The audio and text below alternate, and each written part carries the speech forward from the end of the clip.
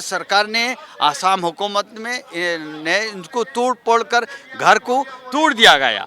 अब जो लोग ये पट के कह देते हैं कि ये बांग्लादेशी आ रहे हैं या आ गया है, तो ये अल्टीमेटली हमारे फोर्स पर बदनाम है। जो हमारा फौजी बॉर्डर जो सिक्योरिटी है वो बिल्कुल इतना तकलीफ उठाकर हमारे बॉर्डर को देख रहा है, तो इन लोगों पर दब्बा है, इल्ज़ाम है। मैं इन जो लोग कहते हैं आ रहे इन लोगों को कंडेम करता हूँ और क्या हमारे बॉर्डर के फौजों पर बदनाम ना दे, ये बदनाम हो जाते। हम तो नहीं चाहते हैं कि बांग्लादेशी आ जाए यहाँ। हम कहते हैं अगर सही बांग्लादेशी असम के एकॉर्ड के मुताबिक कोई विदेशी है, बांग्लादेशी हो या दूसरे मुल्क का, फौरन 1 घंटे के अंदर उसको निकाल दो। लेकिन ऐसा मत करो कि इसका नाम स्पेलिंग में थोड़ा अलग है, तो इसके लिए इसको विदेशी या गैर शहरी करके उसको डिटेंशन कैंप में दे दिया गया।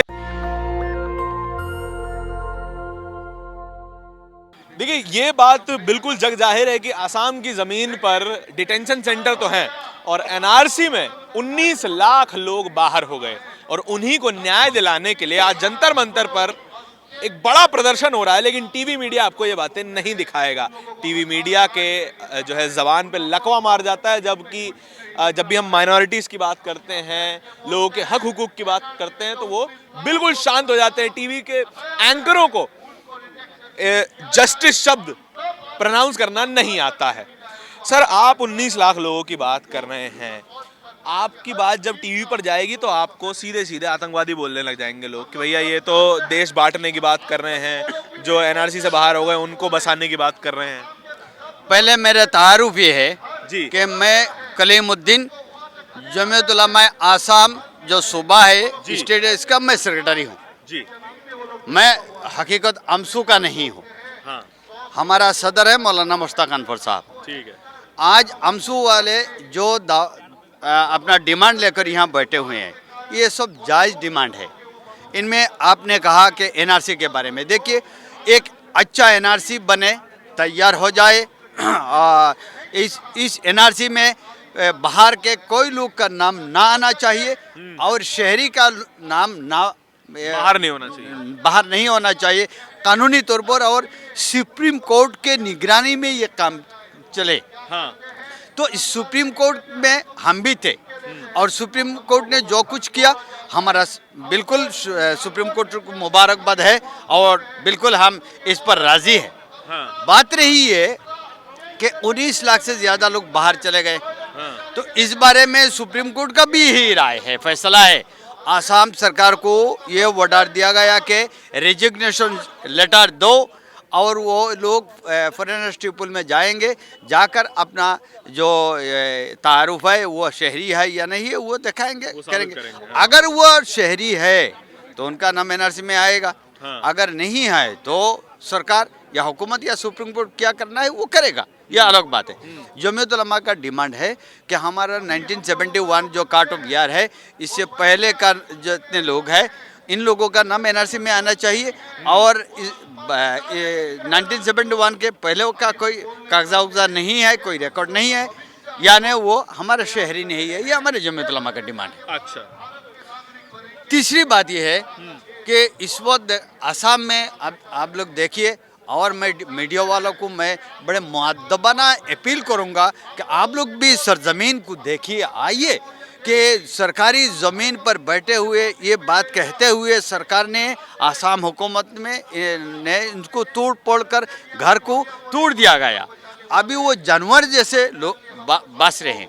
इन लोगों का बच्चों का एजुकेशन टू राइट जो है वो ये भी इससे वो बाहर हो रहा है।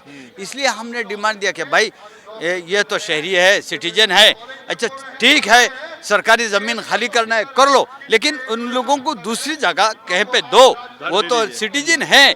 और इन लोगों का बच्चा जो है इन लोगों को शिक्षा दो, इन लोगों को एजुकेशन दो, ये हमारा डिमांड है, ये आमसू का भी डिमांड है।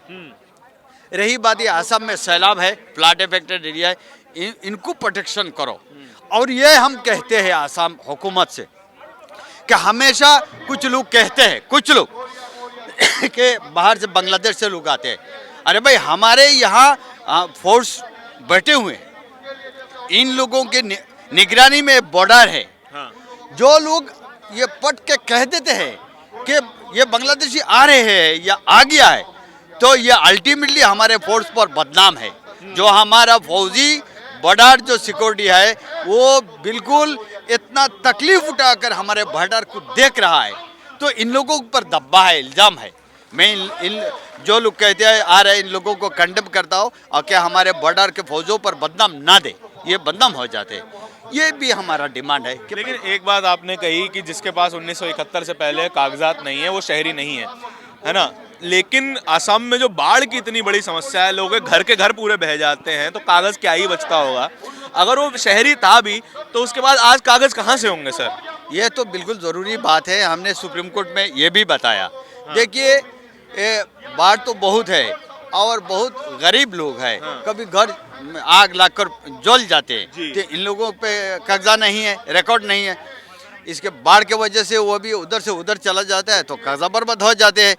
इन लोगों के लिए कम से कम जिन लोगों का नाम एनआरसी में है या पुराने लोग हैं, ऐसे लोगों से गवाह लो कि ये हमारे यहाँ के रहने वाले हैं या नहीं है।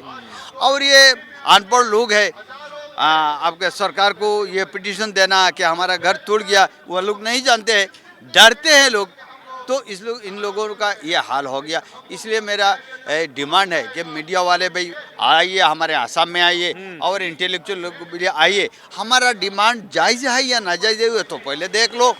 अगर नाजायज़ है तो हमको कहो कि ये नाजायज़ है। हम तो ये हिंदुस्तानी हैं, हम तो आसामी हैं, हम तो नहीं चाहते हैं कि बांग्लादेशी आ जाए यहाँ। हम कहते हैं अगर सही बांग्लादेशी असम के एकॉर्ड के मुताबिक कोई विदेशी है, बांग्लादेशी हो या दूसरे मुल्क का, फौरन 1 घंटे के अंदर उसको निकाल दो। लेकिन ऐसा मत करो कि इसका नाम स्पेलिंग में थोड़ा जलल है, तो इसके लिए इसको विदेशी या गैर शहरी करके उसको डिटेंशन कैंप में दे दिया गया। देश में तो काफी सारे लोग कहते हैं कि डिटेंशन सेंटर है ही नहीं देश में, तो केंद्र की सरकार बोलती है कि डिटेंशन सेंटर नहीं है। कैंप देखना है, जो लोग कहते हैं डिटेंशन कैंप नहीं है, देखना है तो असम में आइए ना। हमारे डिटेंशन कैंप असम में है या नहीं, देखने के लिए आ जाइए। हम कहते हैं कि डिटेंशन कैंप में रहने वाले अगर वो सही बांग्लादेशी है या पाकिस्तानी है, हम नहीं जानते, सरकार जानते हैं, सरकार अच्छी तरह से जानती है। अगर वो बांग्लादेशी है तो कहाँ का है वहाँ भेज दो। हमारे डिटेंशन में कैंप में क्यों, उसको अपने मुल्क में भेज दो भाई। यहाँ क्यों खिला रहे हो तुम? लेकिन बांग्लादेश का किसमें बसने वाले ये रिकॉर्ड आसाम के हुकूमत के या अफसर लोगों के हाथ में नहीं है, इसलिए डिटेंशन कैंप में बंद कर दिया। ऐसे बहुत सारे लोग हैं। हमारा डिमांड है अगर गैर शहरी है, गैर सिटीजन है, ये इंडियन नहीं है, उसको फौरन अपना मुल्क में भेज दो, ये हमारा डिमांड है। लेकिन उसको साबित ठीक तरीके से करना होगा ना। हाँ यही बात है, ये तो साबित करके करना पड़ेगा ना। साबित देखिए एक इंसान पे ये दारोमदार थोप दिया गया है कि आप साबित करो आप इस देश के नागरिक हो कि नहीं। ये सरकार साबित करने वाली बात थोड़ी है। अब आप ये देखिए कि जो व्यक्ति जिसका हर साल असम में बाढ़ आती है, हर साल किसी का अगर घर बह जाए तो उसके पास क्या कागज रहेंगे। अगर आपके नाम की स्पेलिंग गलत हो जाती है तो आपको एनआरसी से बाहर कर दिया जाता है। डिटेंशन सेंटर में ऐसी हालतें हैं कि एक महिला की मैंने खबर पढ़ी कि उसका मिसकैरेज तक हो गया, उसका गर्भपात हो गया था उसी जो है डिटेंशन सेंटर के अंदर। ऐसी स्थिति एक लोकतांत्रिक देश में बनी हुई है और इस देश की मीडिया को इससे कोई मतलब नहीं है। तो क्या हम आज भी खुद को देश का चतुर्थ स्तंभ कह सकते हैं? ये बहुत बड़ा सवाल है। आपको क्या लगता है पूरी बातचीत के बारे में, सर के विचारों के बारे में? ज़रूर बताइए। कैमरे के पीछे मेरे साथी आशीष के साथ नेशनल दस्तक के लिए धारण की रिपोर्ट। धन्यवाद। नेशनल दस्तक की आपसे गुजारिश है कि अगर इसको बचाना चाहते हैं तो नेशनल दस्तक को सब्सक्राइब करने के लिए रेड कलर के सब्सक्राइब बटन को दबाएं, फिर बेल आइकन की घंटी दबाएं। नेशनल दस्तक को बचाने के लिए बहुत जरूरी है कि हर खबर को शेयर करें, लाइक करें, कमेंट जरूर करें।